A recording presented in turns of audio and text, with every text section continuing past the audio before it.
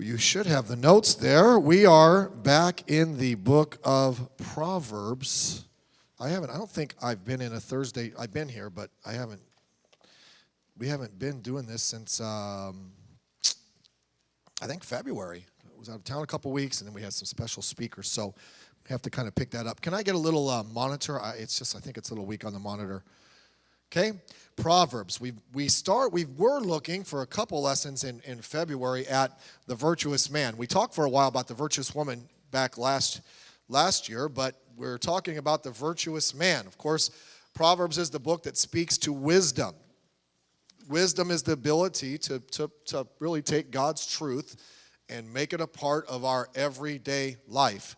And we want to do that, of course. We looked at Proverbs 31 when we looked at the virtuous lady and the characteristics that God has for them. When it comes to men, the greatest hindrance and the greatest temptation to men to be virtuous is our flesh. Men are motivated differently than ladies. Thank God for that. Okay. Men are different than ladies. Really thank God for that. Okay. If you're a man, thank God you're a man. And if you're a lady, we're so glad you're with us, okay? Thank God you're a lady. God, well, is one better than the other? Of course we're better. No, we're not. God made you who you are. Okay? Don't try to be something different. And anyhow, so that's our temptation. Our society is soft on this unfleshly sin. And what sin are we talking about? We're talking about the sin of immorality. And it's so prominent in our culture, and it's just so accepted now. And good people and it's ruining lives, and it's ruining us. Look, the only time our society harps on it is if somebody says something that's biblical or scriptural. Okay, Manny Pacquiao several years ago. Filipinos, that's Manny Pacquiao and Miss Philippines. Those are your two heroes, right? The only difference is she won and Manny did not win that fight, so that was too bad. But he made a comment about in defense of God's view of marriage and against homosexuality. And I think it was Nike came out and they said, well, we don't want you. You're not going to endorse this anymore. And to Pacquiao's credit, he goes, fine, go ahead. Now, it's funny, Tiger Woods, who is a serious adulterer, Nike had no problem with that. Okay? Our society is just warped. And so we need to make sure, as Christians, particularly men, but ladies, this will apply to you too. Because when there's immorality, last time I checked, there's a man and a woman. And so we all need to be careful for this. And so we were looking at that. Now, I'm just going to give these 8 points that we gave in February. We'll walk through them, and then we'll get some new stuff here. We said, first of all, number one, that it all starts inwardly, so we must guard our minds. We've talked much about that. We said, number two, see the consequences of your immoral actions. And you have the verses there. If for some reason you missed more lessons, you could read the verses there. Number three, there is never any rational justification for adultery. None. Number four, the battle is first lost spiritually. By the way, all of the battles are first lost spiritually, but particularly in this one. Number five, the deed done damages your spiritual character. Number six, your reputation takes a permanent hit. Number seven, a commitment to the Bible helps us avoid immorality. Number eight, be careful how you behave towards a strange woman. We'll talk a little bit more about her in a minute, but for our definition, a strange woman, men, is anybody who's not your wife. You say, well, good, that doesn't apply to me. I'm not married. Then you got to be careful too. If you're not married, you wait till marriage. So that anybody is a strange woman to you too. But you got to be very careful about that. Now, let's delve into some new points here. Number 9. This is new. Don't be spiritually naive to immorality. Don't be spiritually naive to immorality. Okay? Let's be alert. Let's be focused. Let's watch ourselves. Let's be clean. Proverbs, now point 7, a commitment to the Bible. We read the first 5 verses of chapter 7. Chapter 7 tells a story.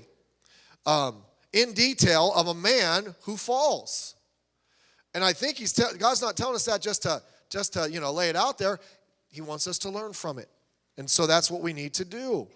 It started with not being in tune from the word that he spoke about at the beginning of the chapter, and because of that, some things happened. By the way, we're going to see some of the things. He blew through some spiritual flashing red lights.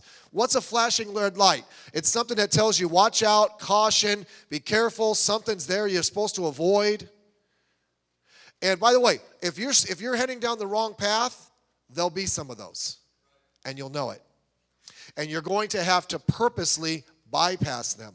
And so you want to be very, very careful. You want to pay attention to those flashing red lights. Don't be spiritually naive. When someone does something wrong, it is never a fall, but it's always a steady progression towards it. Nobody is doing great, loves their wife, great marriage, everything's wonderful, and, reading their Bible, praying, loving God, and one day it just happens. Doesn't happen that way. Doesn't happen that way. There are steps that happen. And you blow through some things. And if we're naive, we kind of take them for granted, or we get ourselves in trouble. But there are some other details here. Look at the verses there. I believe they're on your paper. Proverbs chapter 7, verses 6 to 9. Following after the words, after his admonition to stay in the word of God and to listen to what God is telling him and to keep him in your heart. Verse number 6, it says, "For at the window of my house I look through my casement." Now, is this a metamorphical story, or did they really see this? I don't know. And beheld among the simple ones, I discerned among the youths a young man void of understanding, passing through the street near her corner. And he went the way to her house. Now, verse 5 talked about the strange woman. In the twilight, in the evening, in the black and dark night. Now let's unpack these verses and let's learn a few things here, okay? Letter A, this man who was spiritually naive. Letter A, he acted out of his simplicity. It says in verse 6, and beheld among the simple ones. There he was. There was some simple ones. There was this group of those that were simple. They were naive. Remember, Proverbs talks about the fool, one who ignores and defies God's principles. He talks about the wise man, the one who seeks to live God's word and apply it to his life. And then there's the simple one. The simple one is not, they don't know what's going on. They haven't applied themselves to wisdom. Now, they're not a fool where they're saying, I'm going to ignore God, but they're also not wise at that point. They may be growing to that point, or they may be choosing to be simple. And he says, here's this one. They're simple. They were unsuspecting. By the way, they're just hanging out. They're not being careful. When you're in a group like that, it's going to rub off on you. If it's a bunch of simple ones, there's not a wise one in there to say, hey, we're not doing that. So this whole group, they're spiritually naive. So they're going to act like the simple. By the way, if you read the news, you can't avoid but hear it. They have this thing going on with the Lakers where one of the players, Russell, recorded one of his teammates talking about how he was cheating on his fiance. Somehow it came out in the public. His video, it wasn't video, it was audio. His audio came out, and now everybody's mad at him. Can I ask you something? Here's how you keep out of that situation. Don't cheat on your fiance. Okay? Now, should he have done it? I said, the code, garbage, whatever. Look, we're so warped in our society. Because you know what our society is? It's a bunch of simple people. Yeah, there's a lot of fools out there, those that are against God and all that. But there's a lot of them, they're just simple, and they just follow the crowd. Oh, that sounds like the right thing. Listen, why don't we just do right? But when you're around the simple, they're the ones that have the influence. And so what was this young man's problem? Why does he get into trouble? Because he was simple. They were choosing to be simple. When you do that, you get yourself into a lot of problems. We just have this careless attitude in our society. Yeah, sin, what's a big deal? It is a big deal in God's eyes. So he's acted out of his simplicity because he was hanging around with a bunch of simple. Letter B, he had a lack of maturity. He was a young man.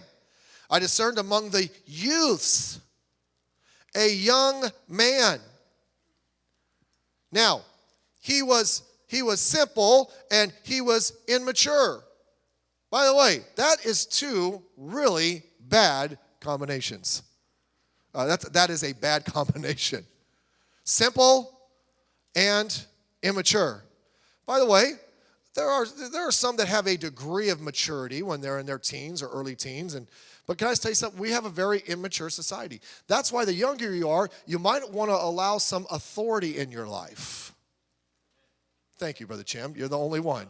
And you're married, so you know about authority in your life. Okay?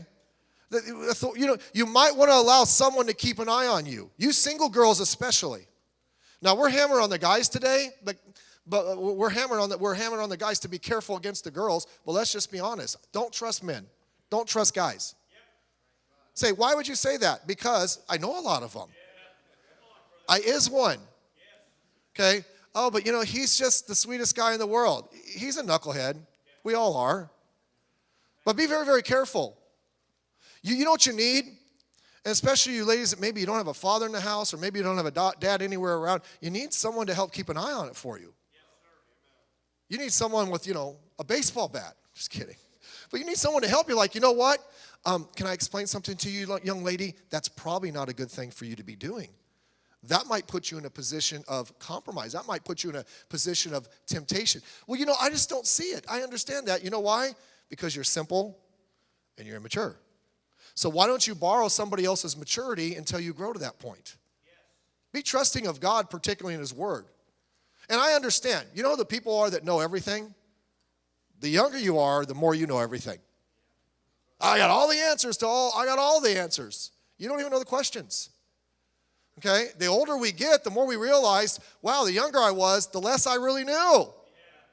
So you might want to allow some help and guidance in your life. So, and by the way, it's not that your parents are trying to take your fun away from you or anybody's trying to dictate your life or be God. But can I just tell you something? When someone's mature, they might see things that you don't see. Yep. And so you want to allow that. But there's a lack of maturity. They're acting cheerful and immature. Next, letter C. He had no understanding. And these three really go together. He says, and he was void of understanding. You know what void means? Void simply means empty. That isn't there. You don't get the things of life. You don't get what can happen. His lack of maturity and simplicity and understanding caused him to be ignorant of the important virtues that life requires. You've got to get those. Virtues are lost in our society. Maybe it's because maybe we struggle in this area because the family has been destroyed. It has. Divorce is still rampant.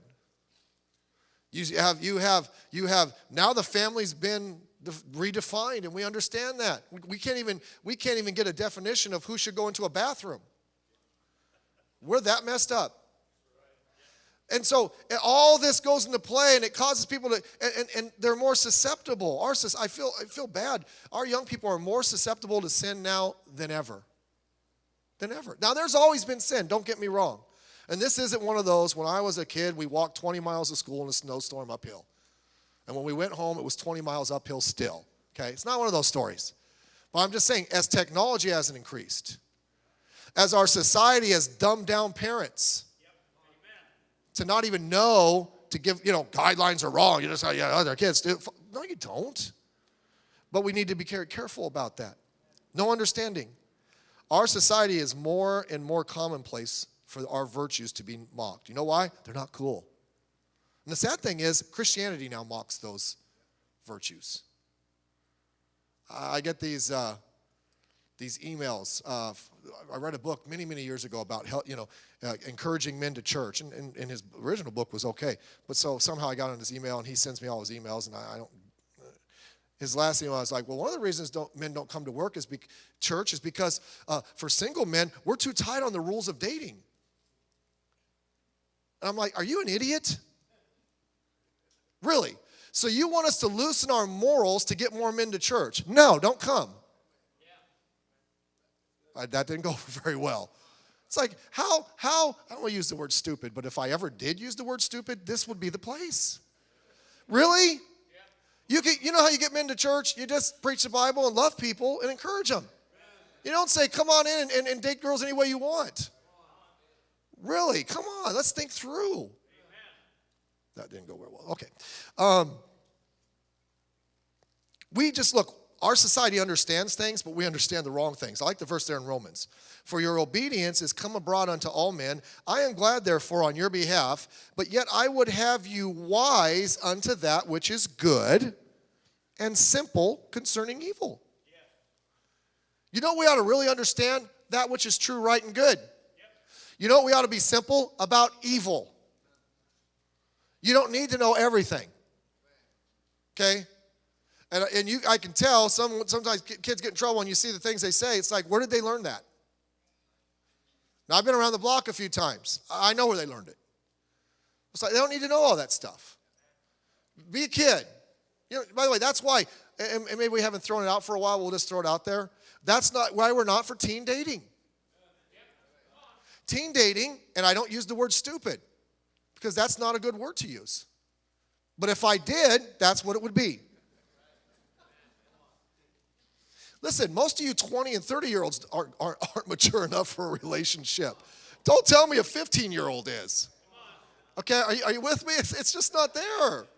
Listen, enjoy being a teenager. Don't ruin it with, even as an unsaved. Now, I was unsaved and I had the wrong philosophy about the whole thing, and I dated but I didn't want to have one girl. I didn't want to have a girlfriend because I just saw my friends like, he's tied down like he's married already. And that was a good philosophy, but I'm just saying. It's like, listen, I'm like, are you kidding me? I have trouble making my bed in the morning. I don't need that.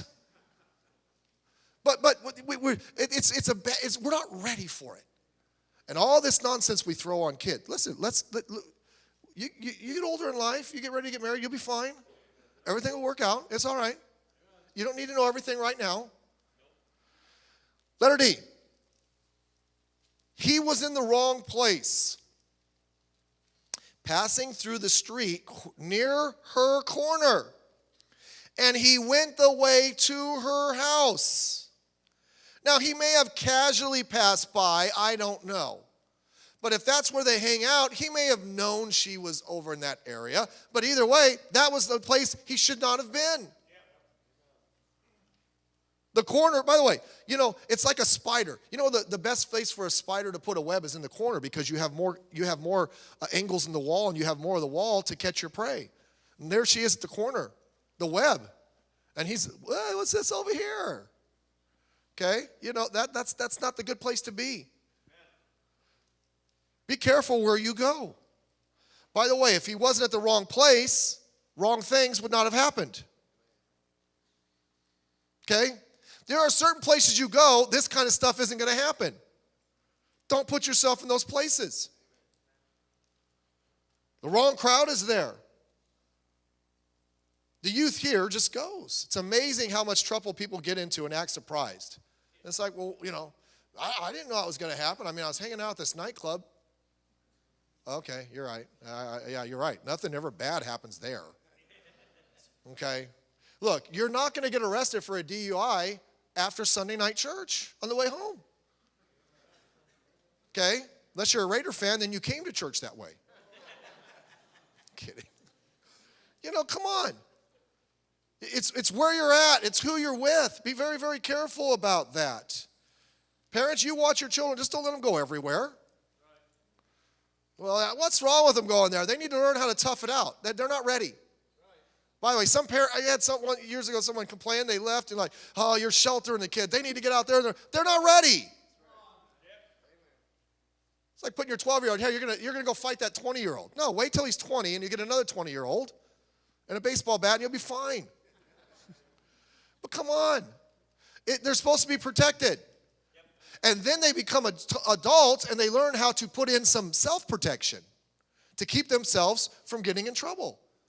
I'll tell you, I didn't have that as a young person. Most young people don't. That's why they need help. So he was in the wrong place. This one goes with it, letter E. At the wrong time. Okay. In the twilight. In the evening. In the black and dark night. Let me explain something. You singles, you younger ones, you don't need to be out at night. Nothing good is going on at night. Now, if you're with a group of Christians and you're doing something, okay, that's fine. But it amazes me. You listen to the news like, oh, did you hear about this athlete? He got in trouble. I always know what's going to happen. So-and-so got jumped by 4 people. He was at a nightclub at 3 in the morning. Duh! If he's eating at Denny's at 8:30 at night, that's not going to happen. He's at a nightclub. They're out at night, 2, 3, 4 in the morning. You hear tragedy sometimes, some famous person, it's like, oh, and they got shot. Just wait for what's going to happen. They were in their old neighborhood at 2 in the morning, 1 in the morning, night. When it gets nighttime, your natural defense systems start to go. Okay? You don't need to be out partying all night. I'm not saying, be back and be in bed at 8. I'm not. Be careful who you're hanging out with and where you're going. You don't need to be hanging out late. I know that's counterculture. By the way, you know where that came from? That came from the world. When I was in high school, every Friday, the question that was asked, Brother Robert, or that's it right there. Where's the party, man? It wasn't at Steve's house. If we didn't have a party, we went to Robert's garage. Amen. I'm not preaching now. I'm telling the truth. So, but hey, there's a party here. We'd all get in the car. That's where we went. By the way, we didn't go in there where they were serving birthday cake and punch. And the party wasn't over at 7 o'clock. I mean, it was stuff that was going on late at night. And by the way, here's a shock. There was always a bunch of trouble. Listen, your kids don't need to be, your teenagers, you can hate me later. I love you to pieces. Don't be letting your kids be going out at all hours of the night. Nope. Just look, I have daughters that are adults. Now they're doing something legitimate with right people, but still, if it gets like 9, I'm like, where are you?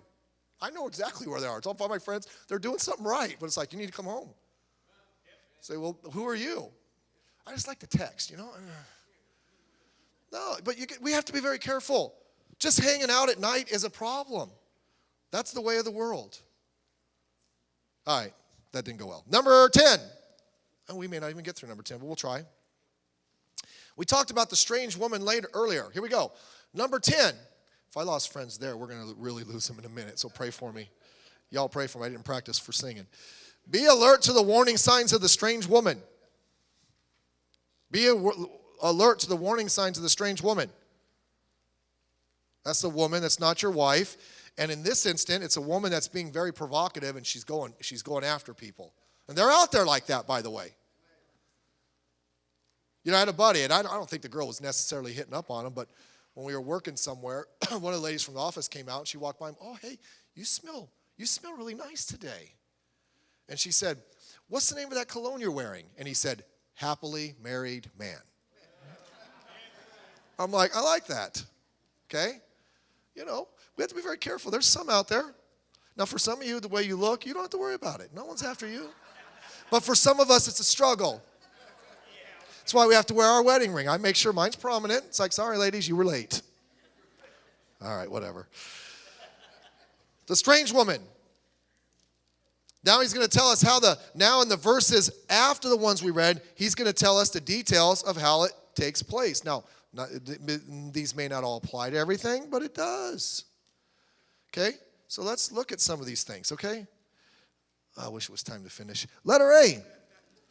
The way she is dressed gets your attention. I'll say that down here. Sorry. The way she's addressed gets your attention. Okay? Now look. Behold, there met him a woman. Not just any woman. She didn't have it dressed down to her knees and down to her ankles and the track in her hand. With the attire of a what? Harlot. Huh. He calls it the attire of a harlot. By the way, you know what that means? In a sense, it means your dress identifies you. It does. Now, some people are just naive. I understand that. Ladies, be careful in your dress. Men, be careful what you're looking at when you get out there, because when you get out there, it's bad. Men, and you say, what's the big deal? I'll tell you the big deal. Men are motivated by what? Sight. I'm just telling you. Say, oh, there's something wrong with you guys. You're. I won't say. I'm not gonna say a word, but you're just. We're men. We're men. You could have a bunch of ladies walk by. If one is dressed a little bit more provocatively than the others, Tim, I'm going to confess to you. I'm going to notice her right off the bat more than the others. Not on purpose, not because I'm checking you out, okay? I do have to confess something. When we went to Brother Bachardo's last week and a half ago, we left a little early. I took my wife. We went to the outlet mall, right when you get out of the grapevine. You know what I'm talking about? So she wanted some clothes. Buy me something. All right. So good husband. I went into a place called the Dress Barn. Now, I thought about that name for a minute, the Dress Barn.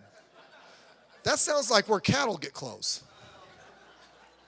So I'm like, it's our weekend. I'm going to Brother Bachardo's, but my wife, we're having a good time. It's like, get what you want, come. So should I get this dress or that dress? You know what that means. You can have both. I'm going to try them on. So I'm waiting.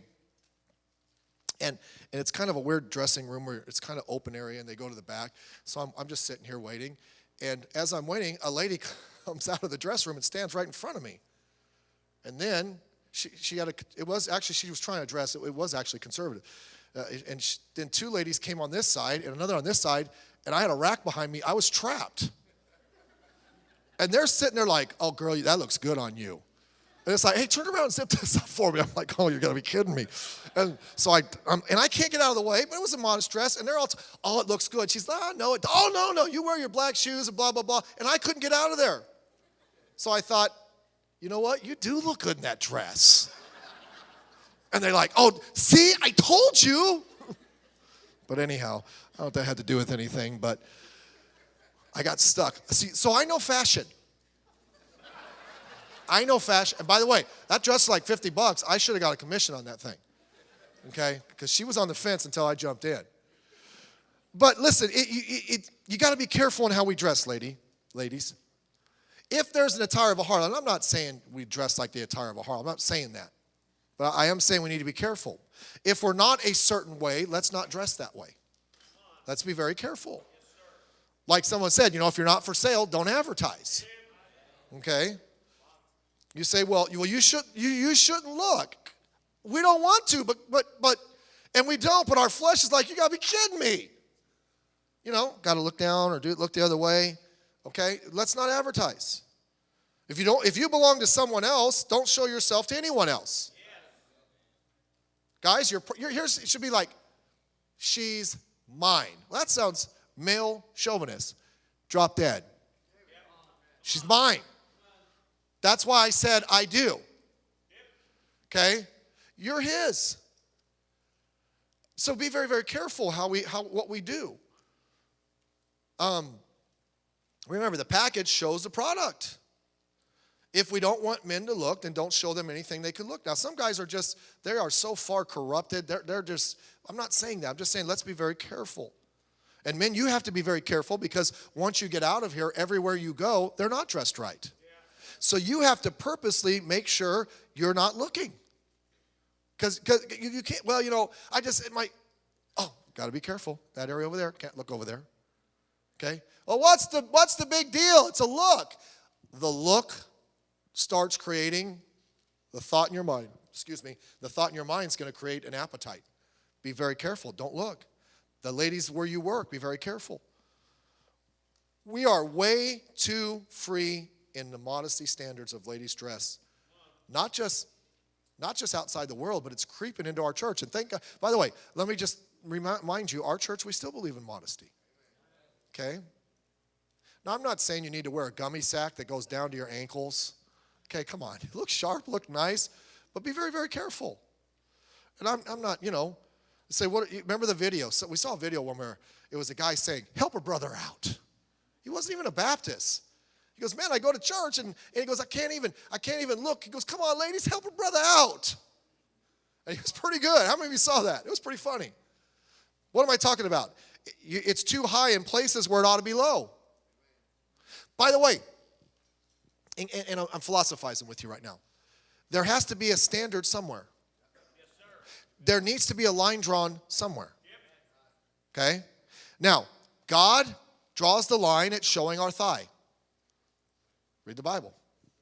There's place in the Bible where it talks about, for men too, you show your thigh, God calls that, the word he uses associates with that as nakedness. Right? So the standard we adhere to is the knee. So I don't believe the knee. Okay. Then where's your line? Well, okay, is it 1 inch above the knee? Well, no, it's just, you have to draw the line somewhere. Because above the knee can go from here to where you're showing your undergarments. Everybody has a standard. Oh, I don't like that. Okay, but where is yours? Well, you just kind of eyeball. And by the way, ladies, don't ask your girlfriends. That's what they were all doing in front of me at Dress Barn. Fortunately, it was a very modest dress, and she was an older lady. Okay, she must have been Jerry's age. But it's like, oh, how do I look in this? Is this too? Oh no, they're not motivated by sight. You look at a guy. It's like I hope he's nice. But guys, we're motivated by so don't ask your girlfriends. And it's too high in places that ought to be low. It's too low in places that ought to be high. It is, and we don't see it. Okay, I'm trying to be really help us out. It's tight when it should be loose. Right? Well, it's see, I'm covered. I know, but it's so tight that it's like there's nothing left to the imagination. You guys are leaving me on an island here. That's okay. I'll take a drink of water. When the service is over, I'll go to my office and hide for a few minutes. And in some places, it's too loose when it should be a little tighter. It's loose. Oh, it would cover, but it's so loose that, So I'm just saying, and I'm not saying, by the way, I'm not trying to be unkind to anybody. I would never say, you're a harlot. I'm not saying that. Sometimes we just don't understand, right? And if I was a man, I was gonna say if I was a man, missed that one. That's why I want to use the ladies' restroom. Get that bill passed. I was gonna say if I was a husband. I am a husband. I don't want my wife showing herself to somebody else.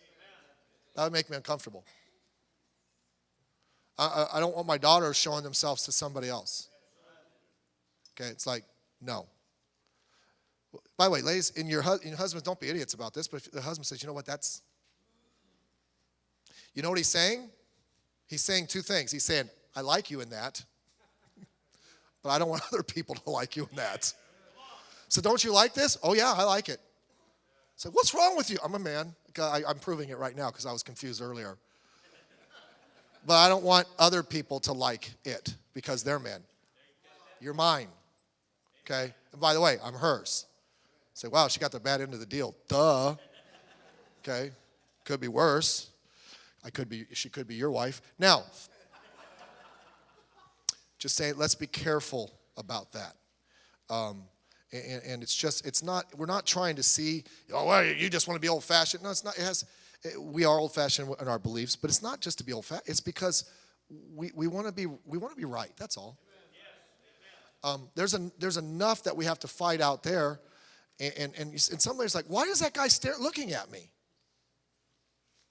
I heard an illustration from a pastor one time. He was talking to his wife about something he felt she should not wear. He said, I'm a man. Trust me. I just want you to wear it. She didn't get it, so she wore it. He said that they were shopping somewhere, and they were in line, and there was a mirror, and the wife said she happened to look up, and she saw a guy checking her out because of what that thing she was wearing her husband didn't want her to wear. And you know what she said? She says, I get it. I get it. So I'm not, but be very careful how we dress. You know, how you get someone is how you're going to keep them. And by the way, ladies, girls, if you want to get a guy by showing yourself, you're going to lose him to somebody that can show better. And if a guy only loves you or is after you because of that type of stuff, he's very shallow. Now, I'm not saying a guy ought to be very attracted to his wife. Ought to be very attracted to her. But you know what? There's more to it than that. See, what our society has done, and I'm done. What our society has done, we've flipped how a relationship should be started.